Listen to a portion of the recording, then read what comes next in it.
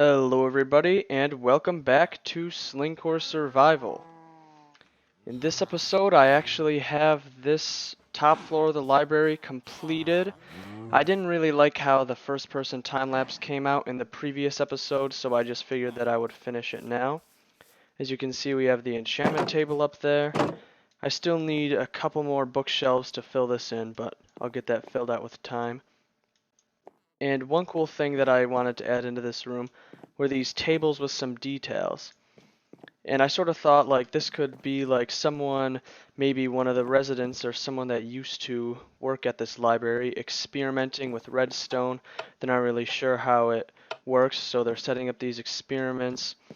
Maybe they have some different light sources that they're doing things with, or maybe these are some like workspaces or maybe the covers of a book. I just wanted to add in a little bit more detail to this area to make it seem more lived in. And actually, instead of working on the basement, which I have different plans for, I don't want to put villagers down there because I was thinking, I'm like, you know what? I only really need a mending villager. And I remembered this area that we dug out way back in episode 1. It's not a small space, it's actually somewhat decent. And I'm a big fan of Zelda, so I thought, well, what if I make a callback to the original Legend of Zelda on the NES where you go into the cave and there's the old guy and he says, you know, it's dangerous to go alone, take this. But instead he's a mending villager.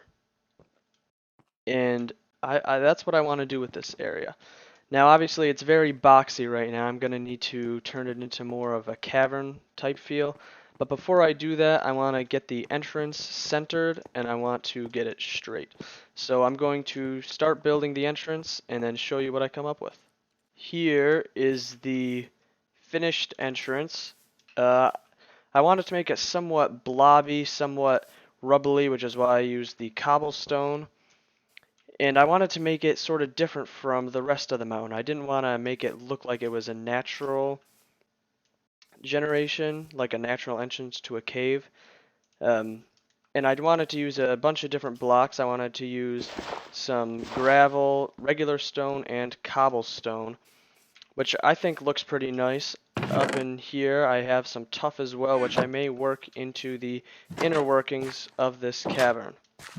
And the reason it sticks out a bit from the mountain wall is one, to make it blobby like I said before, but also so that I would have enough room to add in this fence, because villagers can't walk through fences and I didn't want the mending villager to just waltz on out and get killed by a skeleton or a creeper or a zombie or any of the bad mobs.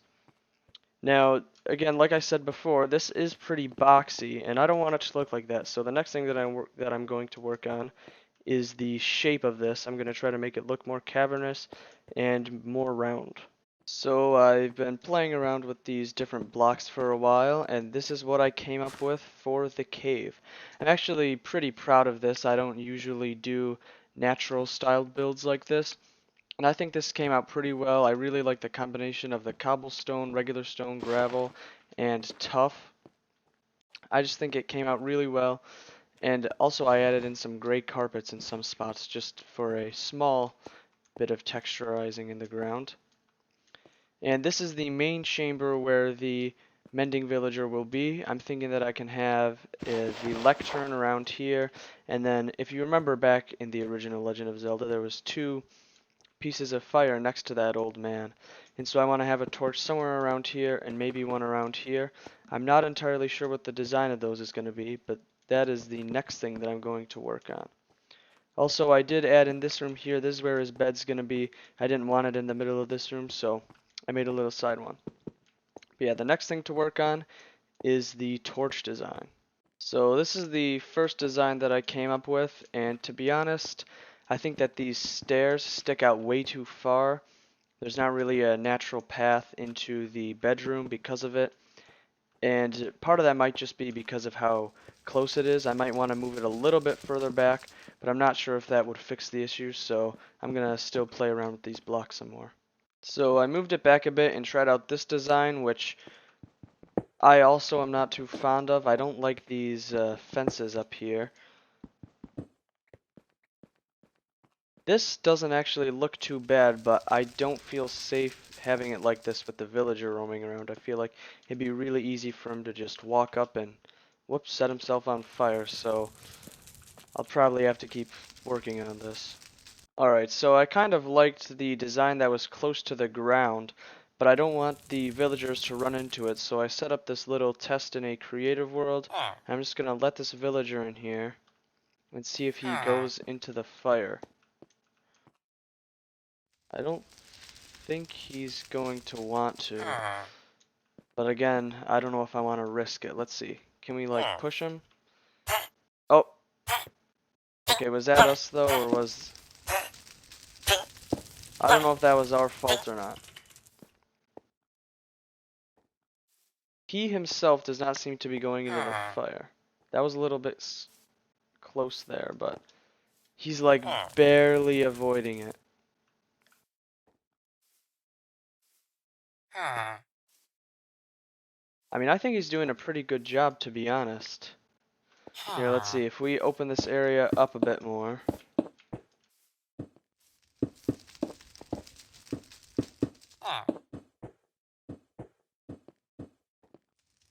Alright, if we open this area up a bit more, what will he do? Will he still go to the fire? He's looking at us. Don't look at us.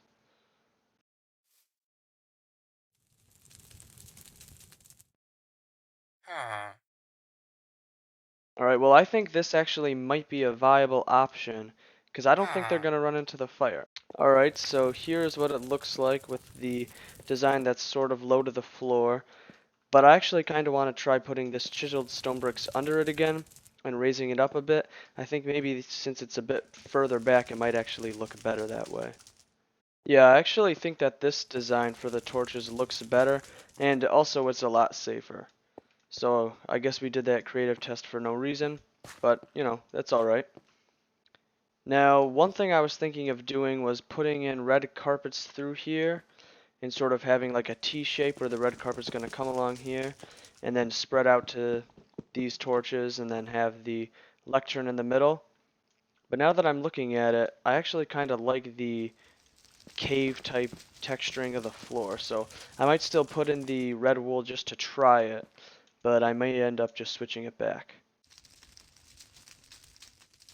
Well, I tried to put this carpet in and it's causing a big fire, so I think that answers the question for us. Looks like we'll not be putting this in. And that's alright because I kind of liked it the other way better without the red carpet. And now the only thing that we have to do is get the villager into here. Now before we can actually move our villagers into here, we're going to have to make a minecart rail, which means unfortunately we're going to have to take down the door and the fence post. We're going to put these back once the villager is actually in place, but we're going to need to get rid of them for our railway.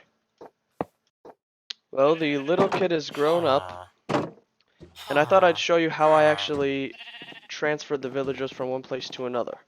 So the first thing we need to do is get this guy in a boat, and then wheel ourselves over to this corner, and hopefully we can build up a little barrier before any of the other villagers get in. Okay, sometimes the villagers can get in, and that's a pain in the butt, because then there's two in here, and then they all escape, and it's not good. But, yeah, so we got that. The next... Oh, okay, I have extra glass. That's... Usually I don't break the glass, usually I make a little ditch under here, but, you know, whatever works. And then we're going to break this guy out, and what we want him to do is sort of walk this way, and we can just shove this minecart into him, and it should pick him up. So you use F3B to get a look at the hitboxes so that you don't hit the villager. Tap the boat hitbox. He'll walk outside, and you don't want to escape? Yeah, he'll walk outside. Come on. Sometimes these guys are an absolute pain in the butt. Get out there. Go, go, go, go, go, go, go. You're about to have a better life. You're going to get your own cave all to yourself. Pop down the minecart and boom, he's in it. Now we want to shove it so he doesn't kill himself on that block. Alright. At this point, basically, I just usually sprint at the cart and get it to push along. We don't really need F3B anymore. And sometimes on the inclines it can be a bit annoying, but there's not really too many inclines here. This one he should be able to get up. Yep. Then we give him a boost. There's only one more incline, or two more inclines that he needs to get up. Hopefully he can make it. There he goes. Alright, and now that he's in here, we can put in the gate and the door back. I'm gonna dig up this minecart track later. But for now what we're gonna do is give him his bed and his job. So I come in usually, break these minecart tracks that he's actually on. I'll shove him over to the side a little bit so that I can get a view of this. Break these. And then I have this lectern. He's probably not going to be mending on the first try, so off camera I'll just keep retrying till we get mending. Then you want to F3B again so that you don't accidentally hit him. Break the minecart. And then, I don't know what he's standing on there for. Place down the lectern so he's going to get the job. And then throw down a bed, and he should maybe glow. Usually you want him to, you know, have some green sparkles or something. And that means that he likes the bed. Maybe if he gets close to it, he'll claim it. I hope no one else has claimed it. It might actually be because he's claimed one of the beds over in the breeder. But that's fine. He should sleep at it, and it doesn't really matter because he can restock its trades. Let's see. Silk Touch. I mean, that's not bad for 14 emeralds, but again, we want mending, so I'll do that off camera.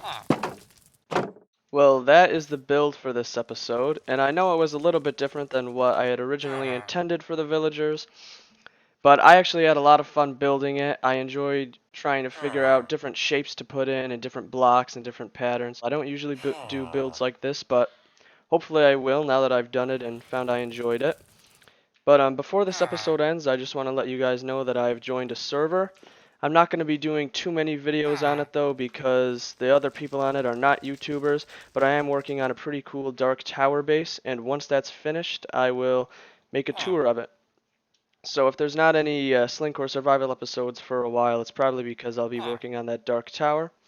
But until next time, have a good one.